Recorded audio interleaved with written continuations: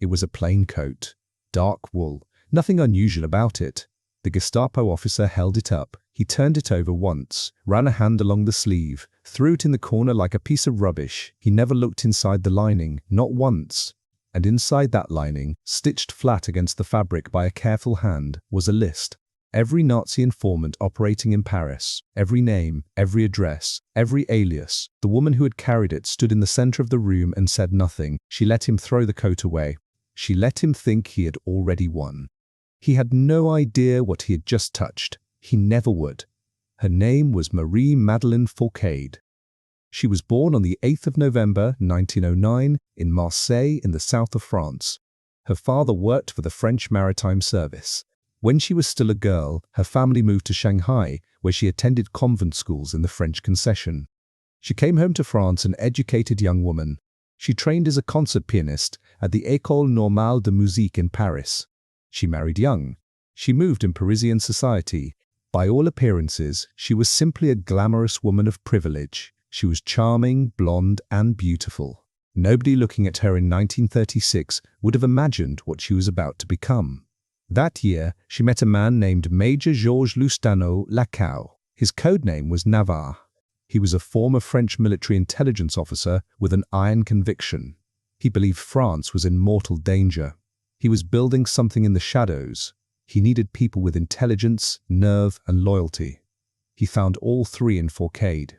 She joined his clandestine network and began recruiting agents. She had a gift for it. She could read people in seconds. She knew who could be trusted. She knew who would break. Those instincts would save lives for the next 4 years. Then Germany invaded France in May 1940. The Wehrmacht took Paris on June 14th. Within weeks, French streets were patrolled by men in grey-green uniforms. The swastika flew from the Eiffel Tower. Vichy France handed itself to Hitler without a single voted objection. France was occupied, and the occupation was not distant. It was in your café, your market, your neighbor's flat. Gestapo agents recruited informants from every class and every corner of society. Concierges watched doorways and reported what they saw. Shopkeepers listened to conversations and passed them on.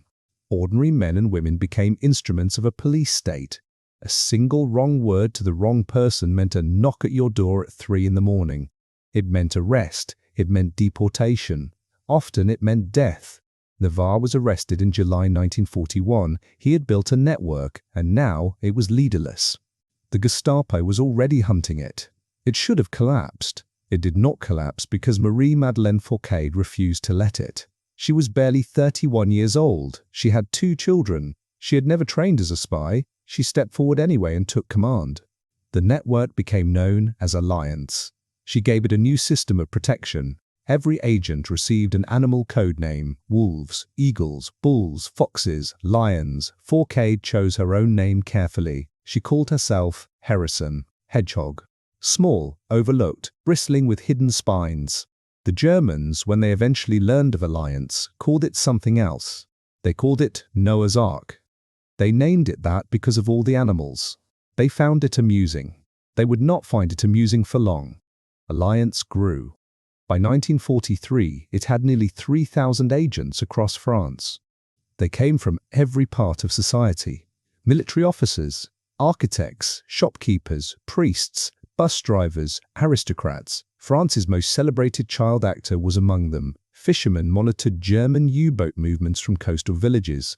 Railway workers tracked troop train schedules and reported them back through the network. Radio operators transmitted coded messages to British intelligence in London. Fourcade ran this machine from a series of shifting addresses, constantly changing her location, constantly changing her identity. The Gestapo knew Alliance existed. They did not know who led it. That a woman was at the top never crossed their minds. Fourcade needed a way to move the most sensitive intelligence. Radio transmissions could be triangulated, couriers could be followed, but a woman in a coat walking down a street carrying a shopping basket, that was invisible. Alliance began sewing documents into coat linings. The method was deceptively simple. A seam would be carefully opened along the inside of a coat, the documents folded flat and inserted against the padding, and the seams stitched closed by hand. From the outside, the coat looked exactly as it had before. It looked worn. It looked ordinary. It looked like something worth nothing.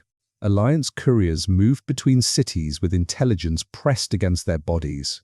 German checkpoints waved them through. SS officers barely glanced up.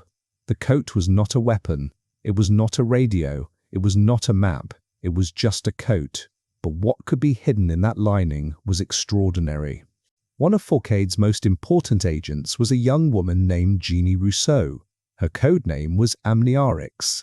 In 1943, Rousseau had embedded herself among German military officers in northern France, charming them with her fluency in German and her sharp mind.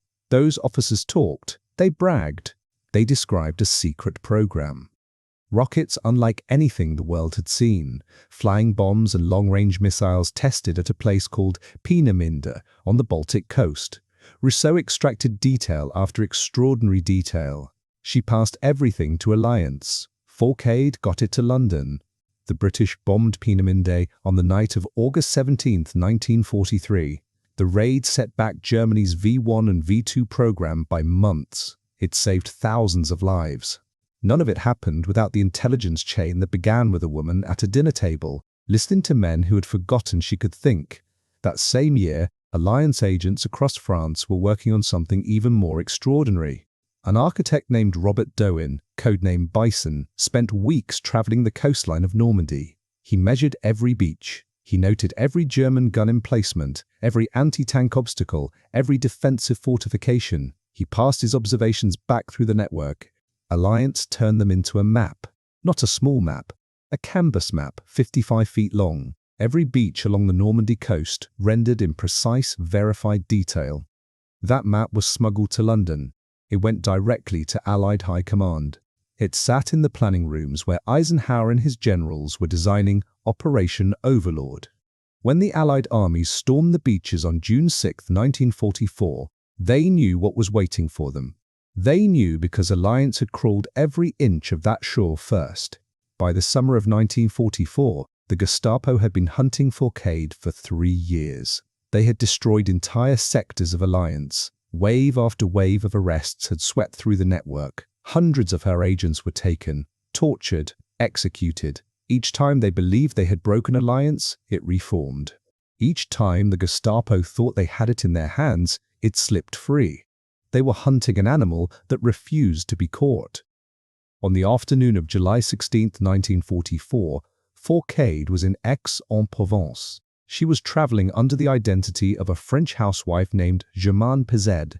Her blonde hair was dyed black. She wore thick spectacles. A dentist in London had made her a dental prosthetic that altered the shape of her mouth. No trace remained of the Parisian socialite she had once been. She was combing through intelligence reports in her flat when Helen des Isnards, her alliance commander for southeast France, came to warn her.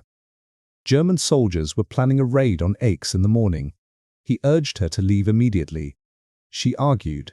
She would leave at dawn. He left. She locked the door. She was reaching across the sitting room table when she heard it. German voices rising in the stairwell. Loud, fast, she ran for the deadbolt. She was too slow.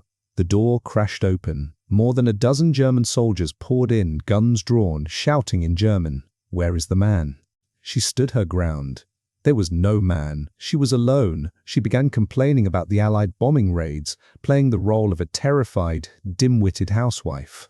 While the soldiers searched the rest of the building, she moved a stack of coded intelligence reports from the table and pushed them under the divan. She stuffed more papers into padded footstools they never thought to open. She was thinking and moving and acting simultaneously with a gun at her back. It wasn't enough. One soldier glanced under the divan. He dropped to his knees and pulled out a handful of coded messages on grid paper, holding them up with a shout of triumph. The others went wild. They ripped open the footstools and found the rest. They shook her by the shoulders. They demanded her real name. She told them she was a spy sent by London, and that the man they were searching for had been merely a messenger. She told the Gestapo leader he was too unimportant for her to speak to directly. She would deal only with the senior Gestapo officer in the region. They took her coat. They ordered her to pack a suitcase. They shoved her down the stairwell and into a black car. Here is what the Gestapo officer did not know as he gripped that coat. Stitched flat against its lining, invisible beneath the dark fabric, was a document. Alliance agents had spent months assembling a compiled list of Nazi informants operating in Paris. Real names, addresses, the aliases they used in their neighborhoods. These were the people who had destroyed Alliance networks across the north of France. They had reported on agents, betrayed safe houses, handed names to the Gestapo. Some of them were acquaintances of Alliance agents, some were neighbors. One was a cafe owner known to half the resistance in the 7th arrondissement. Every name on that list was a threat to living, breathing people still working underground in Paris. The officer turned the coat over in his hands. He ran his palm along the outside. He tossed it aside. He never felt the document press between the lining and the shell. He never thought to check. Why would he? It was a plain, dark, ugly coat. It belonged to a drably dressed housewife who was already in custody. He had what he wanted. He had her. He had the coded papers from under the divan. He had no idea what he had just held in his hands. He walked away from that coat carrying the names of his own informants in his grip without ever knowing it. They locked her in a punishment cell in an army barracks in the center of Aix. The cell stank of tobacco and sweat. It was a hot July night. She was terrified. She knew the senior Gestapo officer from Marseille was coming in the morning. She knew what would happen then. She opened her handbag. The cyanide tablet was still there. She considered it. Then she pushed it aside. She was not finished yet. She walked to the barred window. It was large. No glass. A thick horizontal board was bolted across the lower half, leaving a narrow space at the top. She waited until the guards changed shift at 3 in the morning. She pushed her cot beneath the window. She placed a large wash basin upside down on the cot and climbed onto it. She took off every item of clothing and clenched her summer dress between her teeth. Her body was slick with sweat in the July heat. She forced her head between the bars.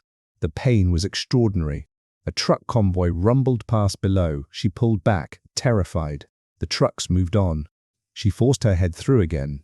She squeezed one shoulder through the opening, then her leg. Then, with agony that she later described as close to the pain of childbirth, she forced her hip through the narrowest point. She scraped her body free and dropped to the ground outside. A sentry clicked on a flashlight. She lay flat. The beam swept over her. He moved away. She crossed the street on her knees. She found a cemetery and hid in a crypt with a broken door. Her face was bleeding. Her knees were raw. The soles of her bare feet were shredded. She had to reach Helen des Isnards' farmhouse before 7 in the morning, before he drove into Aix and walked into a Gestapo trap. She washed her wounds in a nearby stream to throw off the tracking dogs she could already hear in the distance. Then she walked back through Aix in her summer dress, past the barrack she had just escaped, in the growing light of dawn, nodding at a sentry who didn't give her a second glance. She reached the farmhouse. She opened the door. She called out des Isnards' name. When he appeared, she said the only words she had left. "I've just escaped. I've saved your lives." Then she collapsed. The coat, along with its hidden list, was presumably lost or discarded in the chaos of the German retreat. Paris was liberated on August 25, 1944. The names of many informants were eventually uncovered through other means. Fourcade's network continued operating until Germany's final surrender in May 1945. Alliance was the longest-running Allied intelligence network in occupied France. Its agents delivered intelligence that no other organization matched. The 55-foot Normandy map alone was described as invaluable by Allied planning staff. Jeannie Rousseau's V2 intelligence helped accelerate the bombing of Peenemünde. More than 3,000 men and women had served under Fourcade's command. 500 of them did not come home. After the war, Fourcade fought for the survivors. She secured pensions. She found jobs for agents who had nothing left. She published a memorial dedicated to the 429 who had died in the network. She wrote her memoir titled Noah's Ark. She served as a commander of the Légion d'honneur. She was vice president of the International Union of Resistance and Deportation. She sat in the Assembly of the European Communities. She lived with purpose until the last day of her life. Marie-Madeleine Fourcade died on the 20th of July, 1989. She was the first woman ever to receive a state funeral at the Église Saint-Louis des Invalides in Paris, the sacred hall of French military honor. She was buried at Père Lachaise Cemetery, in the city she had risked everything to protect. The SS officer who took her coat that night in Aix-en-Provence never knew what was hidden inside it. He held the names of his own informants and threw the coat in a corner. And the woman he had arrested walked out of his prison barefoot and bleeding and went back to work. That is who she was. That is what he never understood.